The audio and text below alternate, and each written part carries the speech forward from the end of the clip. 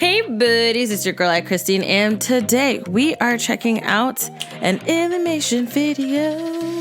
Whoa, my hand went out of frame. I'm sorry. Let me scoot this way. Yep. And I'll back up a little bit more. Okay, here we go. It's titled "Perks of Having Asthma," which I'm sure is satirical, but we're gonna see what's happening. I might actually, let me put this on because I was probably like invisible for like a little bit just then. I just realized that because I'm wearing green on a green screen. Let me fix that real quick. Okay, let me put this like this. So it looks like I'm wearing a kimono, but if I had here, then just my chest would probably be gone. And I don't want to make it too much work for the green screen and editing and all that stuff. So, boom. Let's get started. Link for this video is in the description box below for you to check out. Now let's get started. I was the sick kid growing up. I was the one always having a lot of snow. I was the one sitting out at recess. And for me, the common cold was common indeed. And part of this was because I have asthma. Every morning and every night, I have a few extra steps to my routine. Number 1, blow into this thingy to see how my lungs are doing. Green is good, every night. Is not, and red means take this girl to a doctor right now. Oh dear, Number 2, okay. Advair.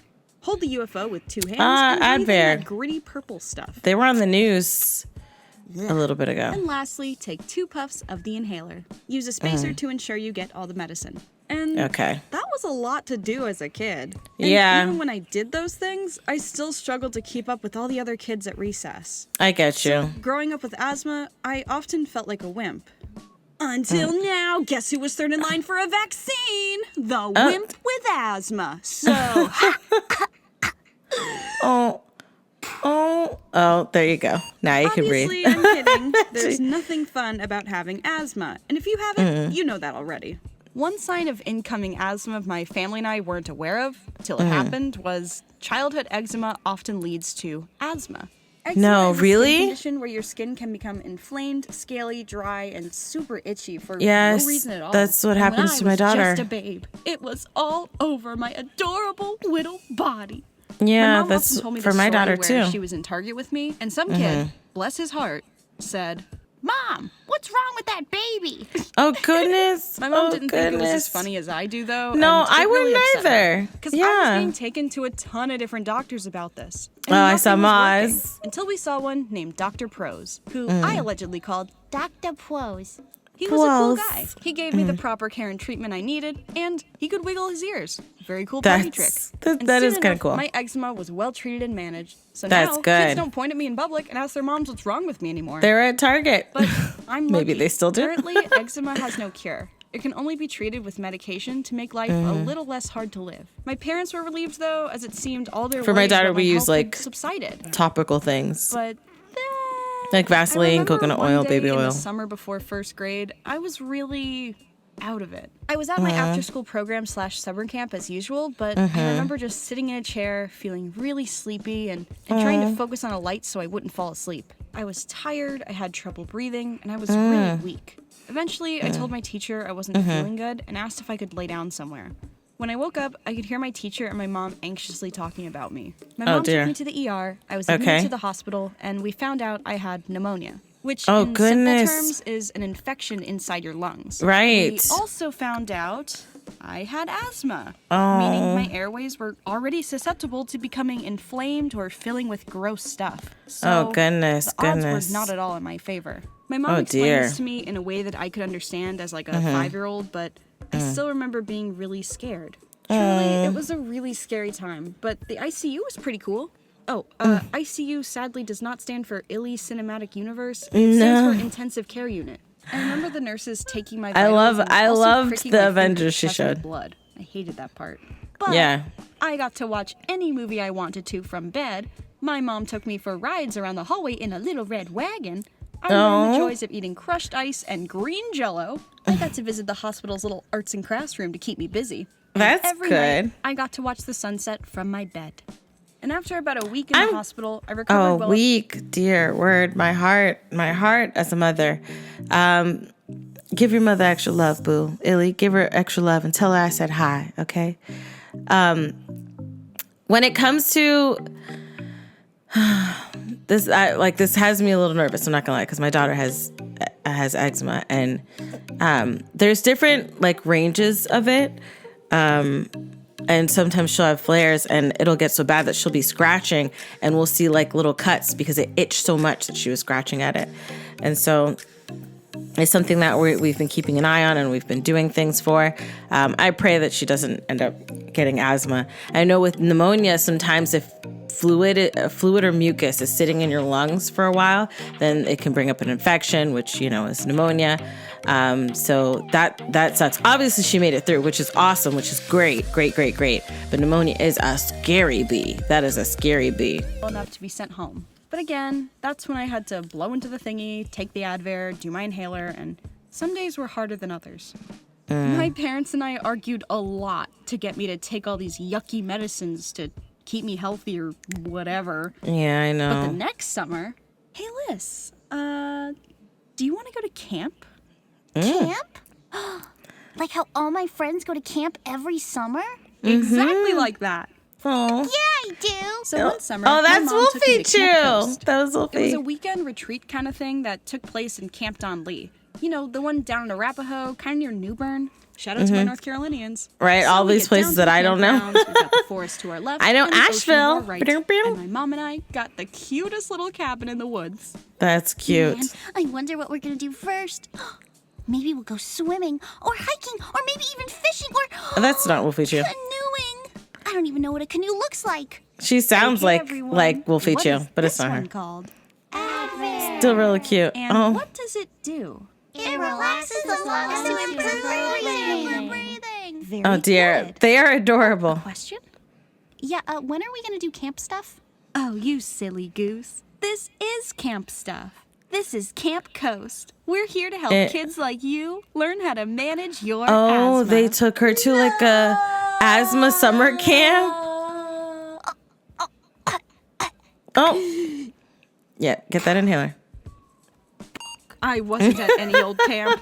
I was at asthma camp. I didn't know they had an asthma camp. I didn't I was either. so mad. But that's Like, what is good. this, some kind of punishment? You dangle the dear. great outdoors in front of me and then hold Oh, us up dear. indoors to learn how to breathe. Oh. I was sick of it.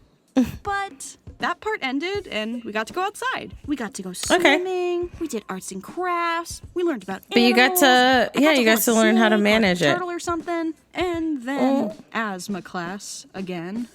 Okay. Okay, everyone. What is this one called? Peak flow meter. Peak flow meter. I guess what I'm trying to say She's is so it sad. really sucks being a sick kid. There's so much you want to do and you want to do it, but you just can't sometimes. It can make you feel weak or not as good as all the other kids. All because you have to deal with something that you have no control over. Yep. And knowing Yep. that makes maintaining your health and taking your medicine just the worst. Because no other kid has to do this. But if you're anything like young me, Except for the rest at I that hope you camp. come to The other kids understand at the what I camp did. have to deal with You that. are strong, no matter what. But no one is invincible.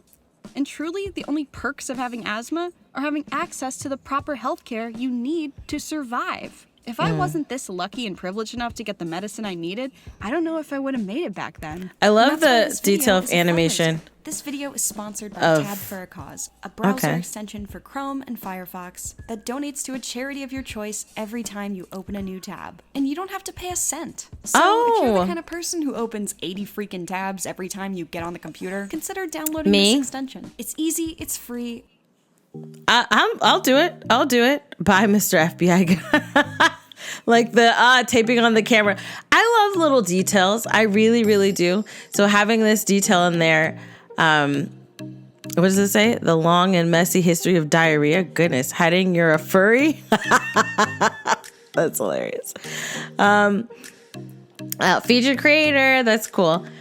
Okay, so you guys know I normally don't play the ads, right? I do skip over the ads. I'll just say it. That's that's for their channel. Go ahead and watch it on their channel. But I'm happy that that this one surprised me and came through. I'm definitely going to use it. I do use Chrome, and it's the easiest thing. That's what I use for all my stuff. I use Chrome, and the fact that I can open tabs and it donates to a cause of my choice. I'm going to look to see the causes that they have on there, and I want to make sure that there are that there's a cause that I can, that I believe in, and I'll set that up. I'm excited. It's easy to use. I open a bunch of tabs, so I'm really excited about that. I want to see if this is the end. Okay, yeah, that's the end of the video. So, first thing, if you are a child or if you were a child, because a lot of you guys are probably not children now, I started this channel 5 years ago, and if you've been with me that long, not saying everybody has, but a lot of you guys are older now. I'm going to say high school, college, maybe some middle schoolers in here and some elementary schoolers in here for sure. But if you are a kid that's sick, I want to encourage you. I've had my run-in, which is something I'll tell another time, but it can be scary, depending on what your health situation is. It can be scary, and you can feel kind of isolated and alone, like you are the only one to ever go through it. I have something on my lip. Hold on. Okay.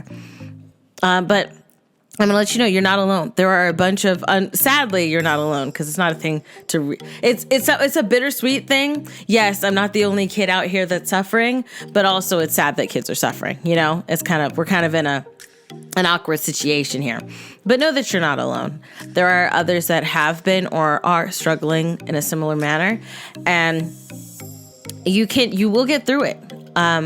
With a lot of things that childhood sicknesses that are out there, there are ways to move through it. So if your situation is like taking medicine, or you have a healing process, depending on like if you had a surgery or something like that, try to think of the process that you have to go through. Like, for example, when she was saying that she has to take these medicines and she didn't like it, it was yucky, it was icky. Try to think of it as a game, because the more that you are going through the healing process, and you get to, depending on what your sickness is, like asthma, it can be lifetime, Some people have childhood asthma, some people, they grow out of it. Some people, that's not the case. They're with it for the rest of their lives, right? But some things are just childhood based. But what you can do is, one of two things will happen if you try to make it a fun experience in regards to your healing, or try to make it a game or something like that. Switch it up to make it something that will end up being a habit. One out of two things. If your sickness is a temporary sickness, right? The more that you are going through the healing process, the more likely you are going to come out in a better situation after healing, right?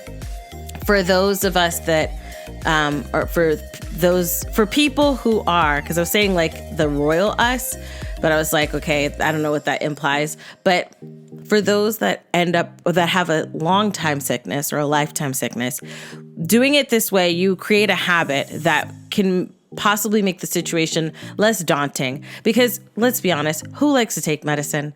I don't like to take medicine. I don't like to take even if I have to take Tylenol now, it's not so bad. But I used to have to take Robitussin as a kid, and that ish was the worst. And I think I tried to take it as an adult, like maybe, what year are we in, 2021? Yeah, so maybe 10 years ago, I tried to take it as an adult, and it was still insufferable, because people are like, oh, well, if you drink alcohol, you probably could take Robitussin. Nah. If vodka was medicine, then I could do vodka as a medicine treatment, if that was an option, when you have a cold, versus Robitussin. So understand that nobody really likes to take medicine, but be encouraged. Don't be too hard on yourself, because like she said, it's something that's outside of your control. It's not anything that you could really do about it to make it not happen, a lot of the times, but you can take a hand in your healing process. So take advantage of that, and try to find happiness in the healing moments. Because if you make happiness adjacent to your healing process, and I say try because it's not easy. A lot of the times it's not easy. Depending on what you're going through, it can be very frustrating or very saddening or very tough to deal with. But try when you can. And if you can't sometimes, if today's not a happy day, cry, baby, okay? Just cry. Cry what you need to do. Feel your sadness and then work through it. And then let's move to the next day, okay? It's okay to not be okay. Bam. That somebody else said that. It was a great phrase. I really like it. But yes, let me know your thoughts down below in the comment section. If you like the video, check out the link in the description box below to support Illymation and tab for a cause. If you like this video, hug the life out of that like button. I love you guys as always. And until next time, buddies. Toodles.